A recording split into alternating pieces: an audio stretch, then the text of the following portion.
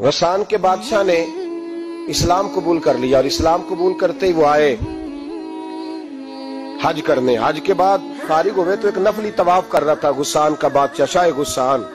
آج تو خانہ کعبہ میں بھی وی آئی پی پروٹوکول ملتا ہے، آج تو مسجد نبی میں بھی وی آئی پی پروٹوکول ہوتا ہے، یہاں آ کے بھی، یہاں بھی اور دیکھتے صحیح تو کھڑا کہاں ہے، یہاں بھی پولیس والوں نے بازو پکڑے۔ سوچو تو صحیح، یہ حال کر دیا تم نے مذہب کا۔ طواف کعبہ ہو رہا ہے اور غسان کے بادشاہ نے جبہ پہنا ہوا ہے باریک اور لمبا، وہ طواف کعبہ کر رہا تھا تو ایک غریب آدمی کا پیر اس کے جبے پہ آ گیا۔ جب پیر آیا تو اس نے پلٹ کے غریب کے منہ پہ تھپڑ مارا۔ جب تھپڑ مارا تو اس غریب نے سیدنا فاروق اعظم کی عدالت میں مقدمہ کر دیا، کہا بادشاہ نے تھپڑ مارا ہے۔ حضرت عمر فاروق رضی اللہ تعالیٰ عنہ نے بادشاہ کو بلایا، فرمایا تو نے اس غریب کو مارا ہے؟ کہا جناب اس نے پیر رکھا تھا۔ تو فرمایا پیر رکھا تھا تو کیا ہو گیا، تو نے کیوں لمبا جبہ پہنا تھا، تجھے سمٹ کے چلنا چاہیے تھا۔ کہا میرے لیے حکم کیا ہے؟ حضرت عمر کہنے لگے یہاں اسے رات میں راضی کر لے، ورنہ صبح اسی جگہ اسی کونے میں خانہ کعبہ کے سائے میں وہ غریب تیرے منہ پہ تھپڑ مارے گا اور تجھے تھپڑ کھانا پڑے گا۔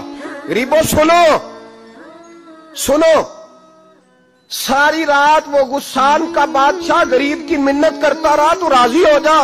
غریبوں تم سے شکوہ ہے، تم 2-4 لاکھ پہ راضی ہو جاتے ہو۔ غریبوں تم سے شکوہ ہے، تم انصاف ہونے نہیں دیتے۔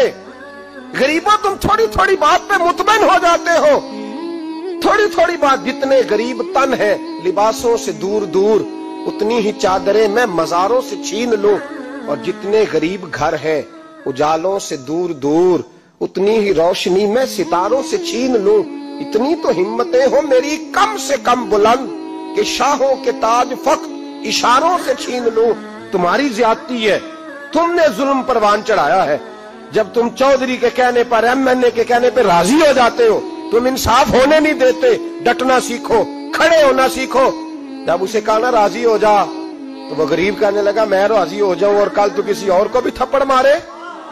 فرمایا جتنی تیرے پاس دولت ہے لا کے قدموں میں رکھ۔ ہم دولتوں کی پرواہ اس لیے نہیں کرتے کہ ہم نے محمد عربی کا چہرہ دیکھا ہوا ہے، اب میری نگاہوں میں جچتا نہیں کوئی، اس لیے کہ جیسے میرے محبوب ہے ویسا نہیں۔ تم اثر لینا چھوڑ دو، تم اثر بڑا لیتے ہو۔ ہاں تمہارے اوپر چیزیں اثر انداز ہوتی ہیں، اس لیے انصاف نہیں ہوتا۔ ڈٹنا سیکھو، کھڑے ہونا سیکھو۔ جو بھائی ڈٹ جاتا ہے نا وہ بڑے کمال کر جایا کرتا ہے۔ ساری رات مناتا رہا۔ حضرت عمر سے کہنے لگا وہ نہیں مانتا، تو جناب عمر کہنے لگا پھر تیاری کر لے، ہم بادشاہ نہیں دیکھیں گے، دولت نہیں دیکھیں گے، ہم رسول اللہ کا دین دیکھیں گے، ہم نبی پاک کا نظام دیکھیں گے۔ وہ بادشاہ رات کو دوڑ گیا، بھاگ گیا، جا کے عیسائی ہو گیا۔